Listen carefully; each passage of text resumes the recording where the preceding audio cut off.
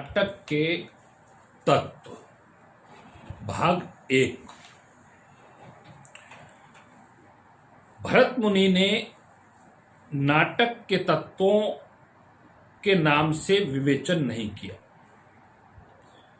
यद्यपि धनंजय ने नाटक के 3 तत्व मानते हुए लिखा, वस्तु नेता रसा तेषाम भेद का, अर्थात वस्तु नेता और रस ये नाटक के 3 मूल तत्व हैं। यहां वस्तु का तात्पर्य यह है कि कथा वस्तु से, नेता का तात्पर्य नायक से एवं अन्य पात्रों से, तथा रस का तात्पर्य भरत मुनि से लिया जा सकता है। उपर्युक्त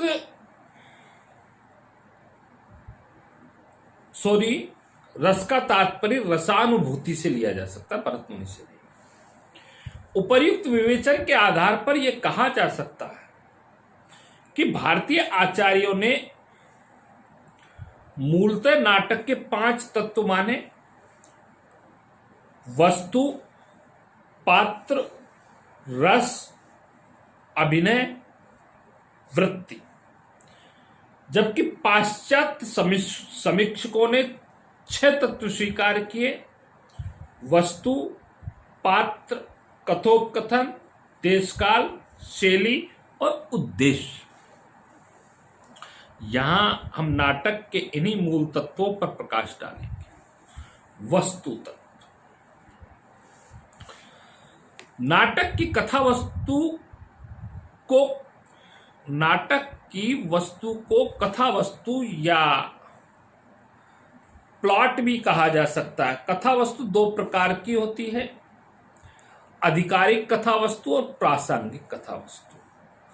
नायक से संबंधित कथा आधिकारिक कथा वस्तु होती है और प्रासंगिक कथाएं आधिकारिक कथा वस्तु को पुष्ट करने हेतु योजित की जाती है। प्रासंगिक कथाओं के पुनः 2 भेद हैं: पताका और प्रकृति।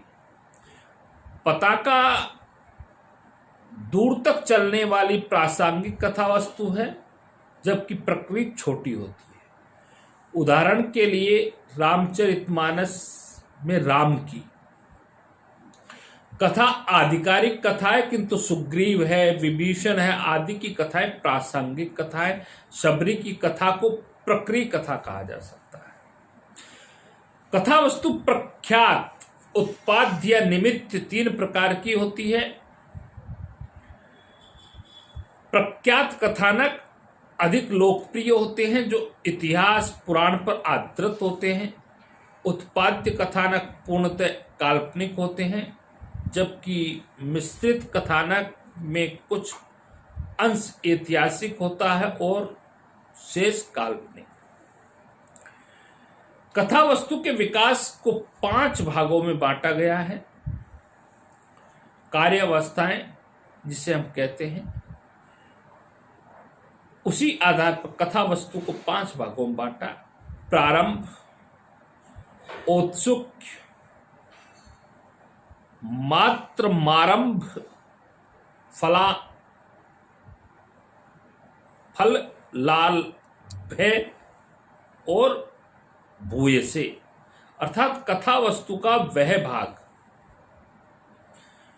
प्रारंभ नामक कार्य अवस्था है, जहां नायक के हृदय में फल प्राप्ति की तीव्र इच्छा उदित होती है। दूसरा है प्रयत्न।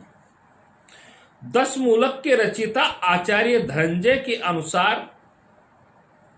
प्रयतस्तु तत् प्राप्तो व्यापारो इति त्वरान्वित, अर्थात फल प्राप्ति के में आए व्यवधान को हटाने में किए गए प्रयत्नों से प्रयत्न नायक कार्य अवस्था कहा जाता है। प्रत्याशा की परिभाषा धनंजय ने इस प्रकार दी है कि जहां फल प्राप्ति की संभावना अवरोधों के कारण धूमिल पड़ जाती है, किंतु प्रयत्न में अवरोध हटते दिखाई पड़ते हैं, वहां प्रत्याशा नायक कार्यावस्था मानी जाती है। नियताप्ति अर्थात विघ्न निवारण के उपरांत फल प्राप्ति का निश्चय होना नियताप्ति नामक कार्य अवस्था है। फलागम इच्छित फल की प्राप्ति ही फलागम नामक कार्य अवस्था है। 10 रूपक के अनुसार अर्थ प्रकृत्या प्रयोजना सिद्धि अर्थात कथा वस्तु में का वह भाग जो नाटक के प्रयोजन की सिद्धि में सहायक गतिविधियों का सूचक होता है, अर्थ प्रकृति कहलाता है। साहित्य दर्पण में 5 अर्थ प्रकृतियों का उल्लेख है। बीज, बिंदु, पताका, प्रक्रिया, कार्य। इनकी परिभाषाएं: बीज स्तोकोदिष्ट कार्य साधके, थोड़े से शब्दों में कहे गए फल को विकास की ओर ले जाने वाले साधक को बीज कहा जाता है। साधन को, साधक नहीं, साधन को बीज कहते हैं। बिंदु, जैसे अभी मैंने बतलाया, दूसरे नंबर बिंदु। अवान्त्यार्थ विच्छेदे बिंदुर्छेद कारण है। जब मुख्य कथा के प्रभाव का कारण अवान्तर कथा क्षीण होने लगती है, तब वह क्षीण होती हुई कथा को पुनः जीवित करने वाले फल का हेतु बिंदु कहलाता है।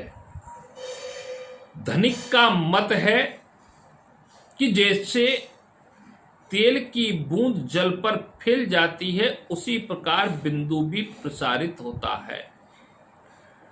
तीसरा, पताका। दूरम यदनुवर्तते प्रासंगिका सा पताका। मुख्य कथा का दूर तक साथ देने वाली प्रासंगिक कथा ही पताका है। प्रक्रिया।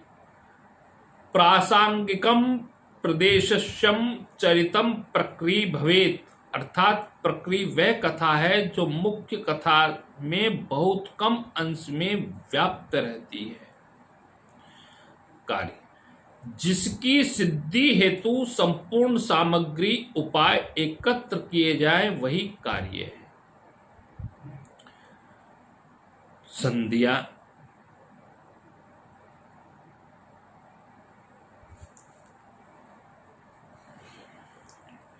कार्य अवस्था एवं प्रकृति के मेल को संधि कहते हैं।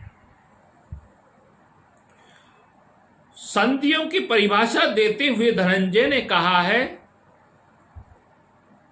अंतरेक कार्ये संबंध संधिरेक कान्वय विधि, अर्थात कथा वस्तु के अंगों को अन्वित करने वाली ही संधि है। संधि 5 प्रकार की होती है: मुख, प्रतिमुख, गर्भ, विमर्श, विहरण।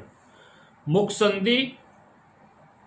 मुख संधि नाटक की कथा वस्तु का वह स्थल है जहां से विविध उपकथाओं, रसों एवं वस्तुओं की उद्भावना होती है। प्रतिमुख संधि कथा का वह अंश जहां पर बीज थोड़ा लक्ष्य हो और थोड़ा अलक्ष्य हो, प्रतिमुख संधि माना जाता है। गर्भ संधि किंचित प्रकाशित हुए बीज को बार बार अविभाजित आविर्भाव, तिरोभाव तथा अन्वेषण गर्भ संधि में होता रहता है। विमर्श संधि विमर्श संधि में फल प्राप्ति की आशा का संचार कुछ अधिक रहता है। निर्वहन संधि जहां स्थान स्थान पर बिखरे अर्थ समुदाय एक प्रयोजन की सिद्धि के लिए समेट लिए जाएं, वहां निर्वहन संधि होती है। कार्य अवस्थाओं एवं अर्थ प्रकृतियों में मेल से संधियों का निर्माण होता है। इस प्रकार विवरण है कि कार्य अवस्था एवं अर्थ प्रकृतियों के मेल को संधि कहते हैं, अर्थात प्रारंभ नामक कार्यावस्था बीज नामक अर्थ प्रकृति से मिलकर मुख नामक संधि का निर्माण हुआ। नंबर 2, पात